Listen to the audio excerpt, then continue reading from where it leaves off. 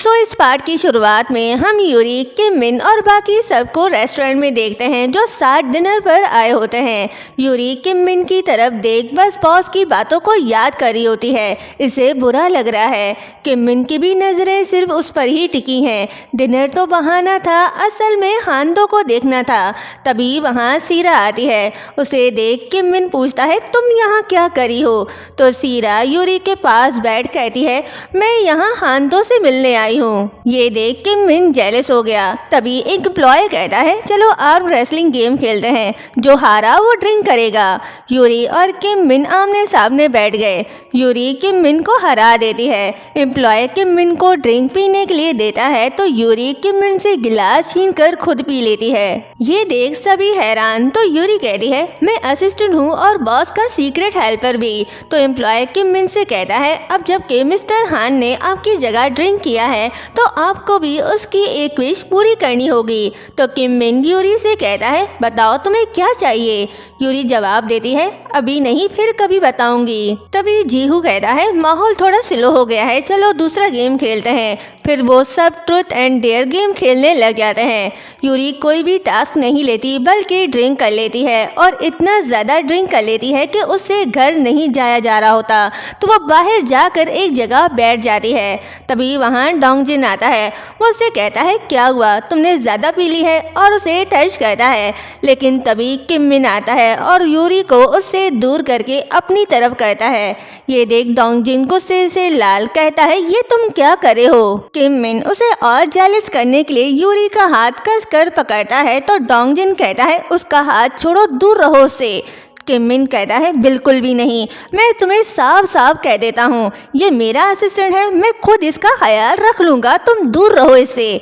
जिसके बाद वो यूरी को घर ले आता है और बेड पर लेटा देता है। तभी यूरी के पास सीरा की कॉल आती है तो किम मिन मोबाइल साइलेंट पर रख देता है और उसे प्यार से देख कहता है, हर कोई तुमसे प्यार करता है, मुझसे ये सब बर्दाश्त नहीं हो रहा, मैं तुमसे अपनी नजरें नहीं हटा पा रहा। तभी यूरी उसका हाथ पकड़ लेती है। ये देख किम मिन खुद को रोक नहीं पाता और यूरी के करीब चला जाता है। यूरी भी नशे में होश खो बैठती है। इससे पहले कि कुछ होता तभी यूरी होश में आती है और किम मिन को खुद से दूर करती है, जिससे उसके सर पर लग जाती है। यूरी फौरन अपने शर्ट के बटन बंद करने लगती है और पूछती है, आप ठीक तो हो ना? किम मिन कहता है, तुम्हें क्या लगता है? यूरी उससे माफी मांगने लगती है और उसके चोट को देखने लगती है तो किम मिन उसका हाथ पकड़ लेता है और फिर से उसके क्लोज जाने लगता है, लेकिन यूरी अपना मुंह फेर लेती है। किम मिन समझ जाता है, कहता है, ठीक है, मैं कुछ नहीं करूंगा, आराम से सो जाऊंगा, और नीचे लेट जाता है। यूरी पूछती है, आप नीचे सोओगे? किम मिन कहता है, और कहाँ सोऊंगा, और वैसे भी काफी रात हो गई है, घर भी नहीं जा सकता। तो यूरी कहती है, ठीक है, फिर आप बेड पर सो जाओ, मैं नीचे सो जाऊंगा। तो वो कहता है, क्या तुम चाहते हो कि मैं बेड पर आकर तुम्हें होल्ड करके सो जाऊं?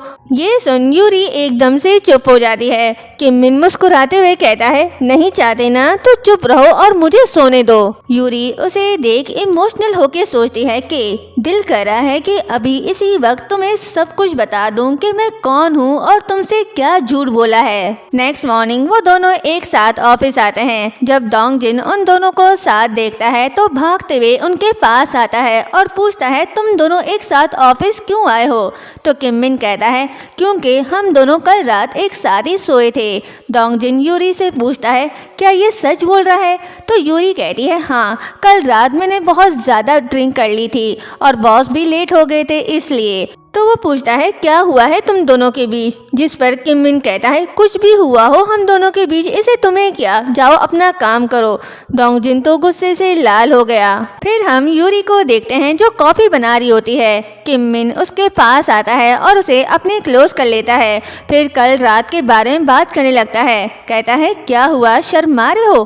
कल रात भी हम एक साथ ही थे, इसलिए शर्माने की कोई जरूरत नहीं। तो यूरी उसके मुंह पर हाथ रख देती है। कहती है, चुप रहो, कोई सुन लेगा। किम मिन उसके फॉरहेड पर किस करके कहता है, कोई नहीं सुनेगा। तभी वहाँ जीहू आता है और उन दोनों को एक दूसरे के करीब भी देख लेता है। अब ये कुछ तो करेगा। दूसरी तरफ डोंग जिन अपने डैड के पास जाता है और कहता है मैं प्रेसिडेंट बनना चाहता हूँ। मिस्टर ली कहते हैं लेकिन तुम्हें तो उस पोजीशन में कोई इंटरेस्ट नहीं था। वो कहता है ये पुरानी बात है, मुझे अब इंटरेस्ट है। वो पूछते हैं लेकिन क्यों? तो डोंग जिन कहता है क्योंकि मैंने देखा है कि मिन कंपनी अच्छे से नहीं संभाल रहा। तो वो कहते हैं मुझे खुशी है कि तुम्हें ये बात रियलाइज़ हो गई है, ये कंपनी तुम्हारी है और तुम्हें ही इसका प्रेसिडेंट होना चाहिए। दूसरी तरफ हम यूरी को देखते हैं जो लेट नाइट काम कर रही होती है। इसे कल रात के सारे सीन्स बार बार याद आ रहे होते हैं। ये खुद से कहती है मुझे लगता है मैं बहुत बड़ी ट्रबल में फंसने वाली हूँ। तभी वहाँ पर जीहू आता है। वो यूरी के क्लोज होने की कोशिश करता है तो यूरी अपना हाथ पीछे कर लेती है, जिस पर वो हंसने लग जाता है और कहता है वाइस प्रेसिडेंट के साथ तो ये सब करने में कोई प्रॉब्लम नहीं थी तुम्हें, तो मेरे साथ क्यों? वैसे मैं तुमसे प्रॉमिस करता हूँ कि मैं तुम्हारा सीक्रेट ही रखूँगा। मुझे पता है कि तुम एक लड़की हो और वो जासूस भी जिसको सर ढूंढ रहे हैं। जो सुनकर यूरी शॉक्ड हो जाती है। तभी उसकी नज़र उसके हाथ पर पड़ती है जहाँ पर टैटू बना हुआ था।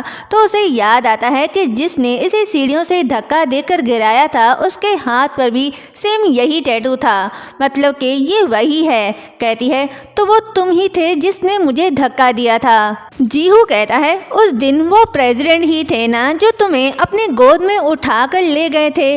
तुम दोनों के बीच क्या रिश्ता है? जासूस वाली बात का तो अभी उन्हें पता नहीं होगा, मगर क्या उन्हें ये पता है कि तुम लड़की हो?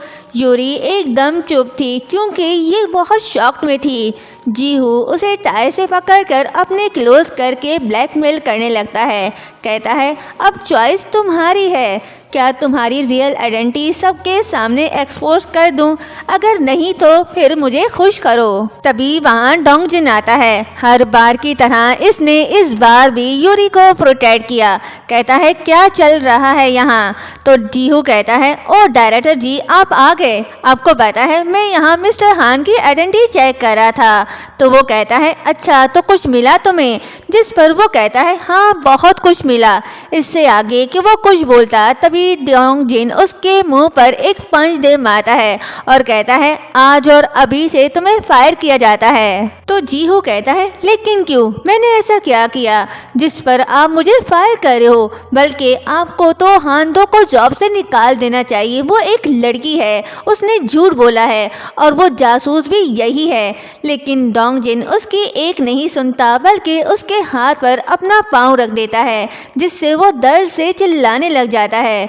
डोंग जिन कहता है अपना मुंह बंद करो, ऐसा ना हो कि बोलने की ज़्यादा कीमत चुकानी पड़े तुम्हें।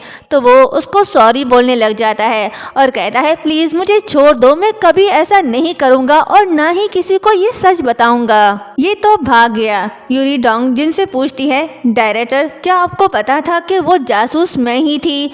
तो वो कहता है हाँ। जिस पर यूरी कहती है क्या मैं आपसे एक रिक्वेस्ट कर सकती हूँ? प्लीज़ आप ये बात प्रेसिडेंट को मत बताना, मैं खुद उनको सब सच बता दूंगी, आई प्रॉमिस। तो डोंग जिन पूछता है क्या तुम किम मिन को पसंद करती हो? यूरी एकदम चुप हो जाती है, जिस पर वो कहता है अच्छा प्लीज़ इसका आंसर अभी मत देना, तुम जब तक खुद ये कंफर्म ना कर लो कि तुम किससे पसंद करती हो, और अगर तुम अपनी फीलिंग समझ भी जाओ तो किम मिन को मत बताना, क्योंकि वह लड़कियों से प्यार नहीं कर सकता और अभी वो जिससे प्यार करता है उसकी नज़र में वो लड़की नहीं एक लड़का है। ये सुन यूरी पूरी तरह से सहम जाती है। क्या यूरी किम मिन को सब सच बता देगी या यूं ही लड़का बनकर उससे प्यार करती रहेगी? ये तो हम नेक्स्ट पार्ट में ही देखेंगे। चैनल को सब्सक्राइब और वीडियो को लाइक शेयर करना मत भूलिएगा। Thank you so much.